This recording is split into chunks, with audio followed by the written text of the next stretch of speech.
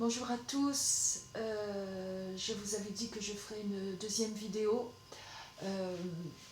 pour parler donc du travail, des activités que maman a pu faire pendant son épreuve, donc des 5 ans qu'elle a passé après son AVC, donc en fauteuil roulant et sans pouvoir se servir de tout son côté droit et en étant aphasique. Donc voilà, avec beaucoup de tendresse, de motivation et d'acharnement. D'ailleurs, elle en a été très... Elle était très fière d'elle, de pouvoir de pouvoir faire tout ce qu'elle faisait. Elle était très fière d'elle et vraiment elle pouvait l'être. Alors, je vous ai amené donc toutes les idées qui ont pu être faites avec elle. Donc voilà, ce que j'ai trouvé, c'est les premiers mots fléchés pour enfants à partir de 8 ans. Donc elle ne pouvait plus écrire, hein, évidemment. Alors je lui avais scotché donc un crayon à l'intérieur du livre pour qu'elle ne le perde pas. Voilà. Et donc elle a réécrit, elle a appris à écrire. Je lui mettais sur chaque feuille, voilà, j'ai gardé d'ailleurs, je lui mettais sur chaque feuille des post-it qu'elle détachait, évidemment, avec tous les chiffres, parce que ce sont des mots fléchés, donc chaque case a un chiffre qui correspond. Et donc, je lui mettais sur un post-it le chiffre avec la lettre qui correspondait. Voilà, et ça, elle pouvait repérer. Et donc, avec son crayon et sa main gauche, elle arrivait à repérer la lettre qui correspondait au chiffre. Et donc, elle arrivait à retrouver toutes les cases. Elle arrivait seule à faire tous ces mots croisés. Donc voilà, il y en a qui n'auront pas été faits. Et donc, je faisais tout le livre. Et comme ça, elle pouvait travailler dans sa chambre à l'EHPAD. Elle pouvait faire tout ce qu'elle voulait toute la journée. Entre sa broderie que je vous ai visionné l'autre jour. Donc voilà. Voilà le travail merveilleux que maman a pu faire de sa main gauche à réécrire, à apprendre à réécrire. Voilà, elle a eu une volonté phénoménale. Donc, elle a fait ça, elle faisait ça. Elle faisait aussi des points. Voilà, relier par points, vous savez, voilà. Et par exemple.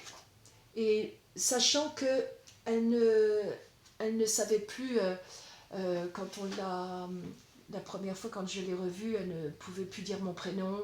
Quand je l'ai remise à ça, je l'ai refait compter, elle ne savait plus compter. Donc, quand j'ai repris des points, comme ça, la reliure de points, avant tout, je lui entourais toutes les dizaines. Le chiffre 1, le chiffre 10, le chiffre 20, pour qu'elle arrive à comprendre qu'elle pouvait relier de 1 à 10, de 10 à 20. Je lui entourais toutes les dizaines. Et comme ça, elle a pu progresser. Elle en a fait beaucoup, qui n'allaient que jusqu'à 30. Et puis on a avancé comme ça, avancé, jusqu'à ce qu'elle en fasse jusqu'à 100, je crois. Elle a repris petit à petit, et après elle en faisait tous les jours. Et ça l'a fait énormément travailler, énormément. Donc voilà, elle a fait beaucoup de livres comme ça, à points, à reliure de points.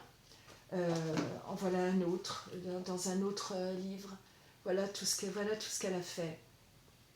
Voilà, c'est énorme, c'était énorme pour elle.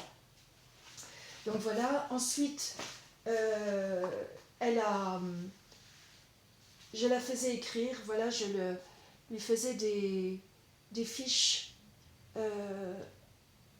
donc où elle, je mettais l'image avec le mot moto là.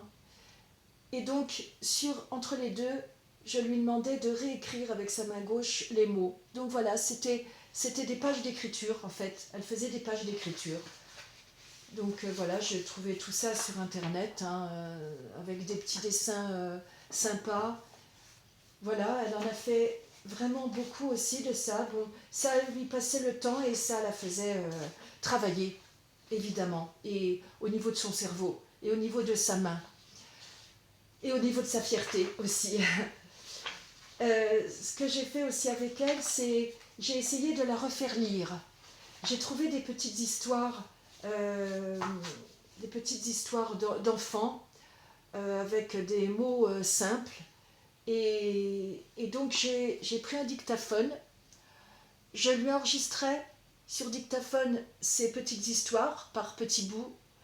Je lui enregistrais lentement, vraiment par syllabe, pour qu'elle puisse après, elle, avec son doigt, pouvoir suivre ce qu'elle pouvait reconnaître de l'histoire et entendre ce que je lui avais enregistré.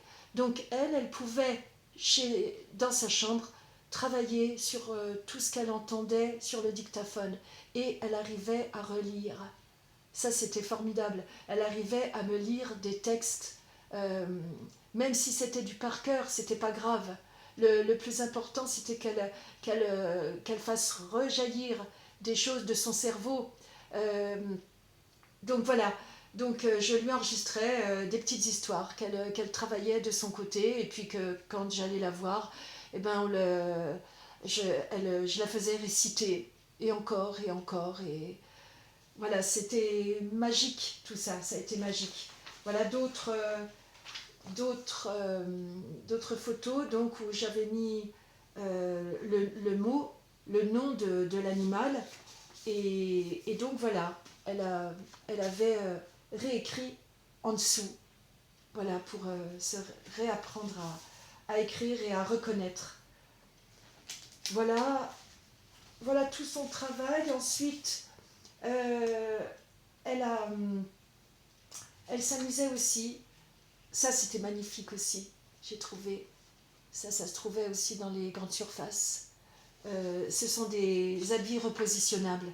Et voilà, ça c'était aussi une autre manière de s'occuper avec des choses magnifiques, des habits à remettre sur les personnages. Alors il y en a des livres vraiment magnifiques pour enfants, mais en même temps c'est pour adultes parce que c'est vraiment très très beau. Voilà, donc elle faisait ça aussi en son temps, aidée peut-être sûrement par ma sœur. Et puis elle a réappris à parler. Petit à petit, mon prénom, elle ne le connaissait plus, elle ne savait plus, elle ne le connaissait plus, puis évidemment, elle ne savait plus m'appeler. Et on a réappris petit à petit mon prénom, le prénom de mes sœurs, le sien, son âge, et je lui faisais apprendre des phrases. Comme par exemple, elle me disait bonjour Dominique, comment tu vas? Ça va bien? Et, et elle me disait à la fin gros bisous, je t'aime très fort. Mais vous savez, quand une personne qui est incapable de ne plus dire quoi que ce soit et qu'il vous dit de nouveau qu'il vous aime, c'est, c'est, ça n'a pas de prix, ça n'a pas de mots, voilà, c'est merveilleux. Donc elle a réussi à me dire tout ça, elle me demandait, je lui ai réappris aussi à demander à boire du café sans sucre ou avec du sucre, ou voilà, des petites choses comme ça. C'était très long, ça a été très très très très long, ça a demandé des mois, mais elle était très fière. À chaque fois qu'elle pouvait le dire, elle était très très très très fière d'elle et très heureuse du travail qu'on pouvait faire ensemble. Voilà. Je crois que je vous ai tout partagé, tout ce que j'ai pu vivre avec maman. Je sais qu'elle serait très contente. Je suis sûre qu'elle est très contente que je le partage avec vous. Et voilà. je suis heureuse de l'avoir fait. Si, encore une fois, ça peut vous donner des idées, voire d'autres idées, sachant que rien n'est jamais perdu. Maman avait 84 ans, 5 ans, quand ça lui est arrivé. Euh, Rien n'est perdu. Même à cet âge-là, elle avait toute sa tête. Donc, c'était vraiment un cadeau de pouvoir faire tout ça avec elle. Mais sachez bien que rien n'est jamais perdu. Voilà. Je vous remercie d'avoir écouté cette vidéo. J'espère que, comme la broderie, comme celle de la broderie, elle vous aidera. Peut-être. Voilà, merci. Bonne continuation à vous et bon courage à tous ceux qui vivent ces épreuves-là. Voilà. Au revoir, bonne journée.